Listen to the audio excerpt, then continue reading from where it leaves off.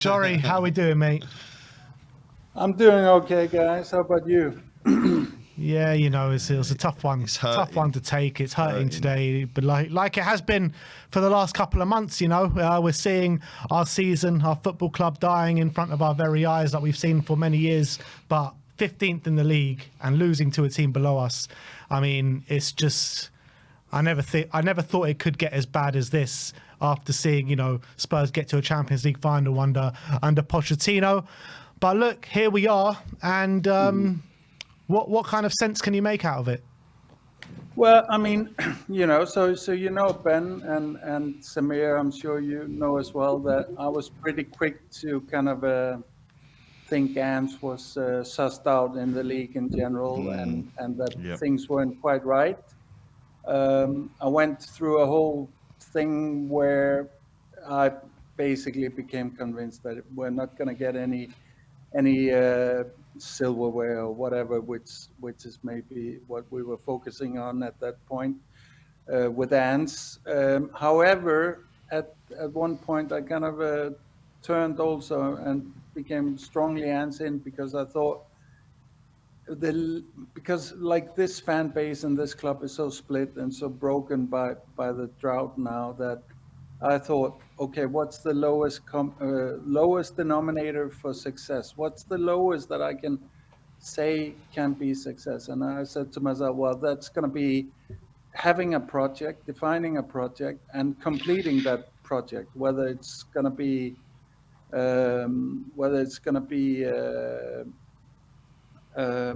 with silverware or not, that's maybe, you know, that you can never, like, it's always most likely that you won't win. No matter if you're doing things right or wrong, it's always most likely that you won't win. That's the nature of the game. That's how odds works, guys. But I thought if at least we're doing the right things, then I have to tell myself that's some kind of success. That's the lowest bar for success.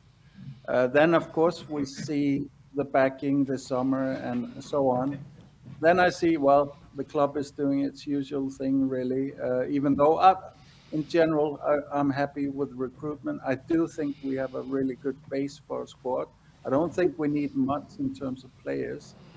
But then around the Glasgow game, and I think I sent you guys a super chat, it became so clear to me that we were in a fatigues deficit, and that Ants was basically the main cause of that deficit, and Ants was not gonna change, whether it's ability or stubbornness. I don't care. He's not gonna change. So that deficit was only gonna get deeper, and I sent the super chat saying basically that. And that's what we've been seeing since that game. So for me, that kind of concluded the project. I thought, well, even though I don't care about any kind of tangibles this season, he himself is sabotaging his own project. He is not going to get out of the hole that he has made for himself in this project, which is the injuries. The injuries have been, you know, we've known for a long time that we have a SOS medical department. A good thing with having Ants here is that it's been called out and brought to the front in a higher regard than it's been earlier. But the other part of it is that it is Ants that is at the root of these injuries, and his methods is at the root of these injuries. And that the fact that he's not gonna manage his resources is for me is that's my super chat earlier today, Ben, which you didn't quite understand, is like management 101. One of the very basic things you need to be able to do is manage whatever resources you have. Okay, Levy doesn't give you the right players. Levy doesn't give you the time, whatever. You need to have skill to manage that to the best ability. And I think we can all agree that this management of the resources that Ants has been given is the worst we've seen since, I don't know, like I haven't even, like this, I need to go back to a period where I wasn't following Spurs to be able to find something comparable. We're talking about in decades that it hasn't been this bad. Yeah. And I, like everybody knows, like I'm Levy in big time, Levy out big time. So Be careful there, Jorri. Be careful there, Jorri. my head is spinning right now, but uh, so that's not the question. We know what we have in that regard, and also to the hardcore Levy outers, which I have a lot of sympathy for, but once the whistle goes, I think, at least for myself, I I fill myself with deluded hope as everybody else. I Yeah. Every want it game. to be, yeah. But Yeah. once the whistle goes again and it's over, I need to go over what's happened. I need to try and think about that in a deductive, rational way. I can't just be in this cold state of mind that no, I don't want to see it. I don't. Hans is the Messiah, or front foot football is the Messiah, or entertainment is what is the great thing in football. Like for me, by the way, this is one of our really big weaknesses as a club. Is this We've always been a very entertaining club, and we've always had this front football, and I love it. That's why I fell in love with us in the first place. But this has become an excuse a long time ago, and it's the biggest excuse for not pulling through when the grid is needed, when the kind of hunkering down and getting through it is needed. And also, I think it also reveals how big a part of our fan base doesn't understand football enough. I'm sorry to say it. I don't want to be one to prop myself up and throw other part of the fan base under the bus. But there's beauty to defending. There's beauty to Yeah. game management. There's Big beauty time. to, yeah. So I have never been a guy that thought Conte ball was awful to watch. I thought that's the best ball we've played since Potts was the end of his first season. I Yep. I loved 100%. when Agreed. I loved when Mourinho was able to come up with a completely different plan, and it worked for 2 games or 3 games. But he was always very limited in resources, but he came up with plan after plan after plan. I love to see that from a manager, Yeah. and so on. I could go on and on and on. What I really am getting a little bit sick and tired of in football in general is this football manager nerdery, which is gegenpress football, and it's all about blah blah blah, and it's all about bravery on the ball and whatever. Yeah, and when you're uh, hammering that into your squad, and I watched my Jonas, my kid, he's getting that message now. What you're doing at the same time is suppressing the player's own football IQ. You're suppressing the player's own risk reward judgment and so on. That it's at cost. You're basically trying to build teams that are full of robots that go blindly with this kind of approach.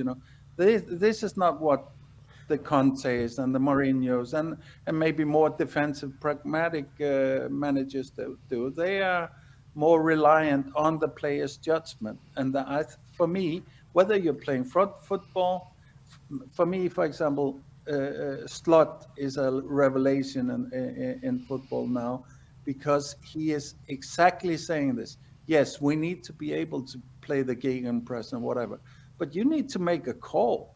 If you're playing up the middle with 2 players coming in on one guy, that's not a risk reward that's worth taking. Just go long, go to the side, whatever. But if you have the space, do it. And we break through the lines and we do the gegenpress. And so for that part of our fan base, I'm done with that. I don't even want to engage with that discussion anymore, because has this been more entertaining than the whole tenure of Conte and Mourinho? No, it's been a lot less entertaining for my part, you know. So I will, on the other hand, if I have to give you points in why you might be Ants in still, I would say Ants has done a lot to kind of uncover the structural and cultural issues in the club, and he has improved a lot of them. I will also give him whatever doesn't kill you makes you stronger, but we're now in a period where it's actually killing us, you know. So, but I will give him Archie Gray, Bergwell, having been part of this period, will definitely benefit them a lot down the line, you know. But we're now in a place where we're going into becoming where people are going to make a completely new definition of Spurs. You know, we've for a while now had this tag on us that we're really a mid-table club with a top six, you know, appearance. You know, we have the clothes, but we're not the man, basically. Um, and and now I think we're getting into we're basically a very cynical corporation that just rummages around for scraps and whatever put to field some kind of a team. There's no focus on what the field reality is, you know. Also, guys, I want to say I heard this rumor. I don't know if it's right or wrong, like all rumors, but I heard the rumor that we had some informal talks with Allegri, and I thought, why? My first reaction was, why in God's name would we be talking to him now that we have a really good front foot kind Yeah, of a squad, you that's know? that's madness. Yeah, but for me, that and I took it one beat and I said, yeah, this makes sense, and that makes also sense with Conte and Mourinho. Then beyond the PR value of them is because these guys, they what they dream of more than anything else is to have a consistent business basis, and defensive pragmatic managers will give you a much more consistent business environment to work with. You can bank on top end of the league year after year because they know how to get that done. You won't win anything in our case, but you can bank on like, you know, take Simeone or something. I actually believe that Levy would go for Simeone if he didn't think that he would be basically dragged out of the office and strung up on the next pole or something if he tried it, you know. But I think that makes sense in my view that these managers are actually higher priority from the board, but they went this way. Once again, they went a way that they just reactively took the fan noise and went that way without really understanding what it would be for the club again. In terms of, you know, what we've seen already, there's a lot of good stuff that's happened also.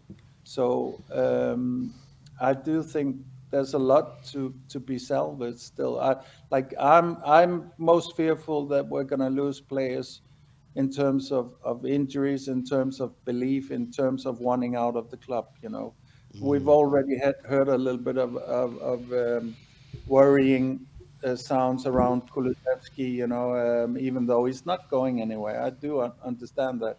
But if he's subjected to another season of this kind of club running, then he will get there eventually. You know, Romero is there eventually. Porro will eventually get there. You know, and so on. You know, so then we're back to square one. You know, now we actually have a foundation that with 3 or 4 players and a manager that has the experience at this level, we can re-emerge as the club we were, and hopefully go beyond that as well. You know, but now we're talking about getting back to what we were post Potts. We're not Yeah, talking about getting back to Potts levels. we're talking about getting back to Mourinho levels, or Get it back to 8th in the table. Well, way off, way off. Yeah, it's madness. It's absolutely madness where we are. I mean, it's clear where you're at with Ange Postecoglou, but when do you think Levy will actually bite the bullet and say, look, enough is enough? I mean, I'm expecting the news just any minute, really. I mean, I think if he doesn't get fired tonight or tomorrow, it's not because they don't want to do it. I've thought for a while now that the board wants to do it. For them, it's an absolute red line that there won't be extra games next season. I thought they would have done it sooner, actually, but I understood also they didn't do it because there was too big a part of the fan base was Ernst in still, and the players were still also to some extent backing him. I think in regards to the players, in terms of if they're playing for him or not, you guys have been talking about it. I think they really, really like the guy, but I also think they don't really believe him, not especially the senior players. The younger players, they don't have the experience to know the difference. I think the senior players, they know this guy is out of his depth. And so it doesn't matter how much you like the guy. This is kind of like, you're at war. You really like your captain, but you've watched him send, half of your battalion into the certain death with no real plan, And now he's asking you to pop up and go over the lines. And it's like, I don't know. I'm just going to go over to this next rock here and settle in there. And that's kind of the football we're seeing. They'll take opportunities if they see him, but they're also kind of not dying on the attack as we saw at the start of his tenure. And I don't think, like to get back to the question, I think if they don't fire him now, it's because they deem the optics to be too difficult now. It's because they're worried about the blowback. It's not because they don't want to fire him. They want to fire him. They've wanted that for a while, I think, to be honest. And that once again explains our window. We're not signing anybody, guys, because this is the next thing that's happening. The whole Moani thing, I took that right away. I should have given you a super chat on that, but I took that as a Levy smokescreen, both for Ants and for the fans, because they don't want to do anything in this window. They want to see how it goes with Ants now, and maybe not even that. They want to buy time till they get the next manager in, So. Happy days, JORRI. Happy days. We hope for better days. But thank you for coming on once again. And Ben, I might even be in London quite soon. I don't even know if I want to go on maybe to meet you guys. But that's about it. I'm not dying to go to any games at this moment. But just tough. Message me, JORRI, when you got your plans. I will give you a heads up once if I get some dates in. Yeah, I will do that, Ben. Big up to you, JORRI. Guys, great show as well as always. Take care.